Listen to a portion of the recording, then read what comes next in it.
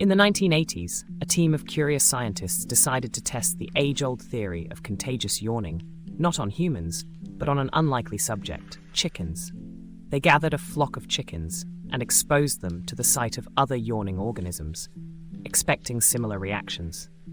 Contrary to popular belief, the chickens showed no signs of yawning, challenging the idea of contagion beyond humans. This peculiar experiment led researchers to question the limits and triggers of contagious yawning, leading to further studies on empathy and social cues in animals. So, could our feathered friends hold the key to understanding how yawning truly spreads among creatures?